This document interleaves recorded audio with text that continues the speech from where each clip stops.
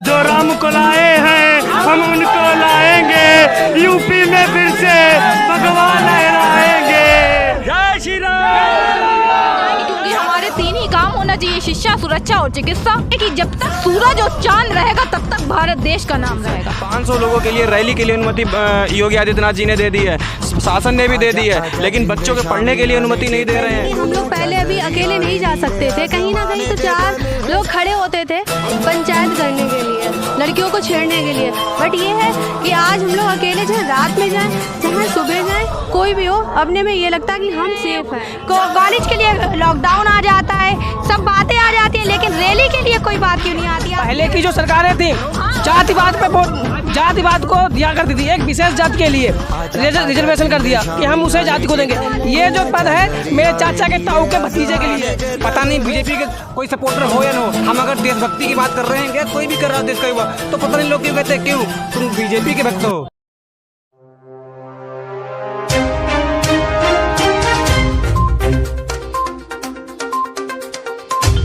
नमस्कार, मैं हूं अनिल मिश्रा और आप देख रहे हैं सिटी टाइम्स। सिटी टाइम्स कार्यक्रम के अंतर्गत नुक्कड़ टास्क के अंतर्गत आज हम शहीद पार्क पहुंचे हैं। गणतंत्र दिवस का जश्न यहाँ लोग मनाने आए हैं, काफ़ी युवा लोग हैं और हम माहौल जानने का प्रयास करें कि 2022 में किसको मुख्यमंत्री बनाएंगे। क्या माहौल चल रहा है, किसकी हवा चल रही है, कौन मुख्यमंत्री बनेगा 2022 में? देखिए, हम सब युवा हैं तो मुख्यमंत्री जो भी बने, लेकिन हम एक ऐसे मुख्यमंत्री को लाएंगे क्योंकि ये हमारी जिम्मेदारी है। हम देश के और इस भारत के नागरिक हैं। आज संविधान दिवस हम मनाने के लिए यहाँ पर उपस्थित हैं, तो हमारा ये संविधान ने हमें अधिकार दिए हैं कि हम अपने आवाम के लिए एक ऐसा अपने नज़रिए से नेता चुने जो हमारा कल्याण करे। पहले हमें, जैसे कि हमारा पिता जो घर का होता है वो सबका पालन पोषण बराबर करने की कोशिश करता है, तो हम ये देश का पिता चुनेंगे, तो हम ऐसा पिता चुनेंगे जो हमारा कल्याण करे। तो अभी जो इसमें वर्तमान में मुख्यमंत्री हैं, प्रधानमंत्री हैं, क्या उन्होंने कल्याण नहीं किया? उन्होंने कल्याण किया है, ऐसा नहीं कह सकते। सबने अपने अपने नजरिए से किया, लेकिन कुछ को अलग पसंद आता है, कुछ को अलग पसंद आता है। तो हम युवा हैं तो हम ये देखेंगे कि शिक्षा में किसने कल्याण किया, तो हम तो शिक्षा की तरफ जाएंगे क्योंकि हमारे तीन ही काम होना चाहिए, शिक्षा, सुरक्षा और चिकित्सा। तो ये सरकार शिक्षा, सुरक्षा और चिकित्सा तीनों बेहतर देने की बात कर रही है। अगर बेहतर देने की बात क्यों कर रही है? अगर ऐसी होती तो बेहतर अब तक हो चुका। सुरक्षा नहीं मिल रही है क्या? सुरक्षा अब आप खुद ही देखिए कि सुरक्षा कैसे मिली। जब कोरोना काल में हमने देखा कि इस तरीके से लोगों को वो दर भदर फिरते रहे, उनको ऐसे ठुकराया गया, तो हम कैसे कह दें कि उन्हें सुरक्षा मिली? मुझे सुरक्षा मिली, मुझे कोई बुराई नहीं, लेकिन और भी तो लोगों देखेंगे जो गरीब श्रेणी के हर तबके तक कहाँ पहुँची। तो क्या है, 22 में बदलाव करेंगे या यही सरकार चुनेंगे? 22 में बदलाव करेंगे और एक ऐसा बदलाव करेंगे कि जब तक सूरज और चांद रहेगा तब तक भारत देश का नाम रहेगा।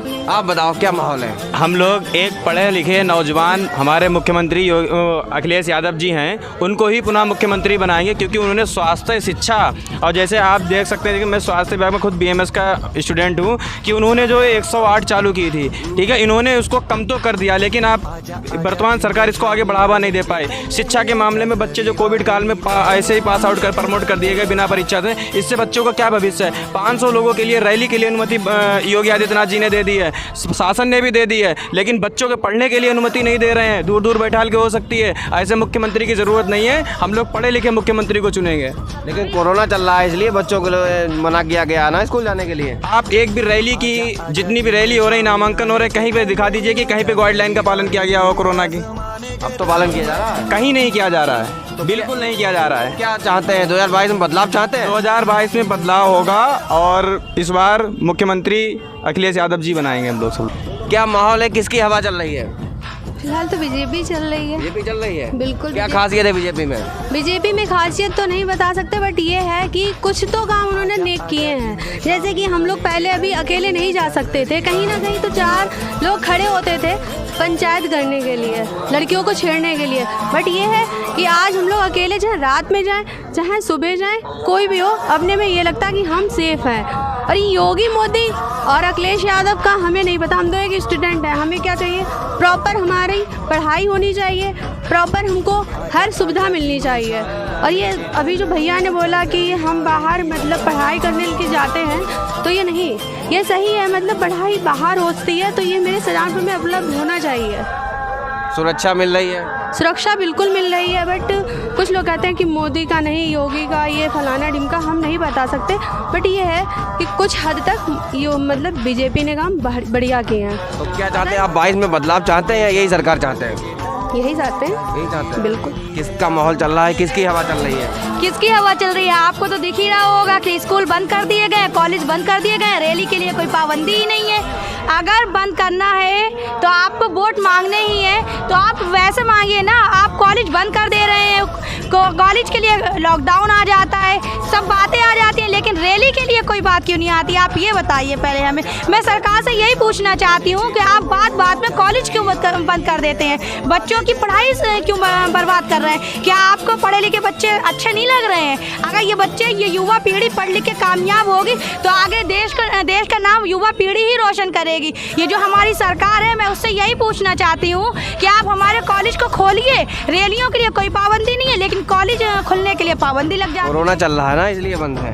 कोरोना चल रहा है, मैं यही पूछ रही हूँ कि कोरोना चल रहा है तो कोरोना तो रैली के लिए भी होना चाहिए। हर पार्टी से मैं ये कहना चाहती हूँ कि कोरोना तो रैली के लिए होना चाहिए, सिर्फ कॉलेज के लिए क्यों कोरोना है? बच्चों के लिए क्यों कोरोना है?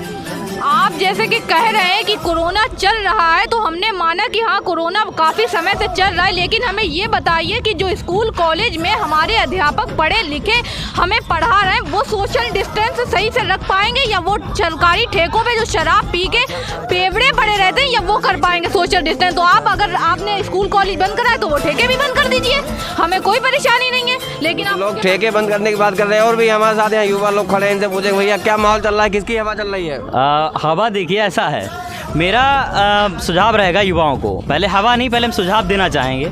मेरा मानना ये है, युवा उसे वोट दे जो हमारे एजुकेशन को लेके और हमारे लिए जॉब अपॉर्चुनिटी जो गवर्नमेंट लाती है, जो जॉब के लिए हमें देती है, जॉब देती है गवर्नमेंट, उस गवर्नमेंट को दे, वोट दे। क्योंकि युवाओं का बहुत से युवा हैं जिनका वोट पहली बार देना है जिन्हें, तो जब वोट हमें पहली बार देना है तो हम मत अपना देना है ना, तो उस पार्टी को दो जो पार्टी आपकी भविष्य के, आपके फ्यूचर के लिए सोचे। जो अगर आपका फ्यूचर है, गवर्नमेंट जॉब आपको मिल जाएगी, आपका फ्यूचर सेट है, आपकी फैमिली का फ्यूचर सेट है, आपके बच्चे जो होंगे भविष्य इन फ्यूचर में उनका मतलब फ्यूचर सेट है।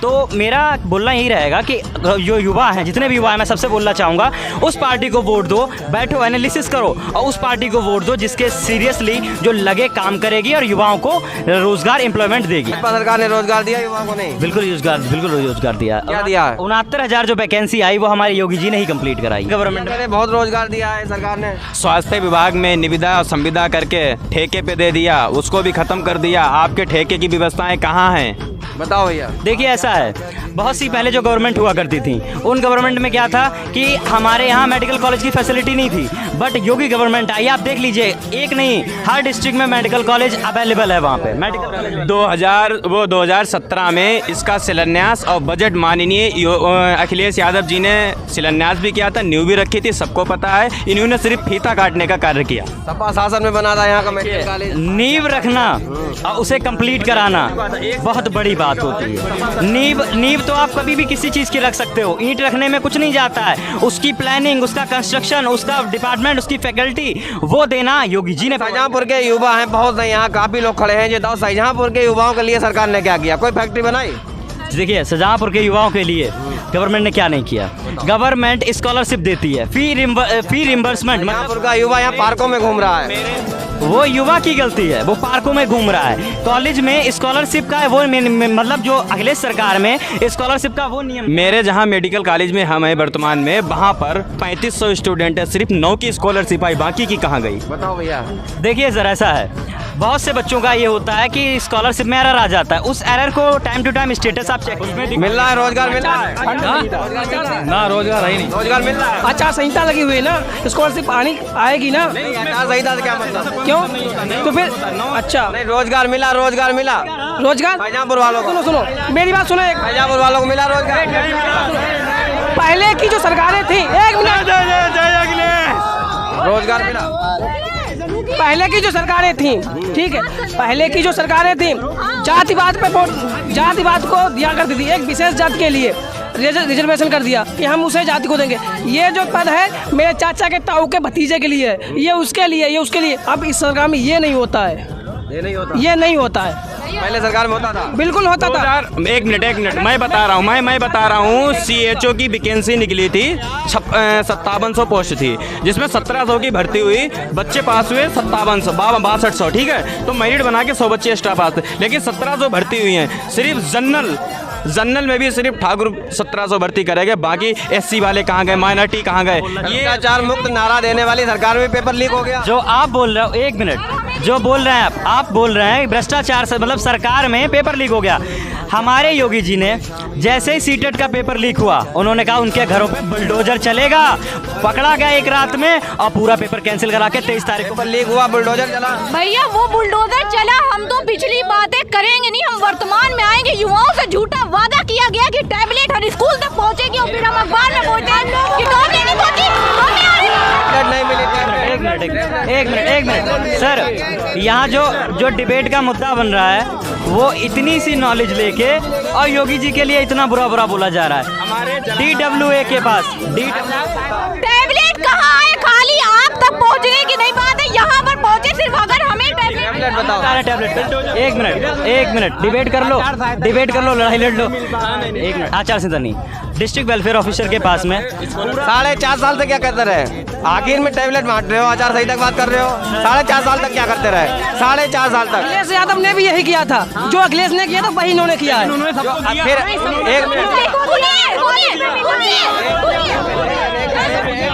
हम चाहते थे कि आप कह रहे हैं कि अखिलेश यादव ने भी यही किया था, तो हम योगी से बहुत अच्छा चाहते थे, जो अखिलेश ने किया वो क्यों करना? क्या टैबलेट से हम डिसाइड करेंगे? यहाँ के लोग बता रहे हैं टैबलेट नहीं मिला। क्या टैबलेट से हम डिसाइड करेंगे, टैबलेट लैपटॉप से, कि हम किसकी सारा सरकार बनवानी चाहिए हमें? देखिए, अगर रोजगार की बात है, पेट वैकेंसी लीक हुई, पेट का एग्जाम हुआ, परसेंटाइल बना, लेखपाल वैकेंसी क्या अखिलेश जी ने दी है? लेखपाल तो हमें लग रहा है योगी जी के दे के जा रहे हैं। कहाँ से लेखपाल वैकेंसी आई?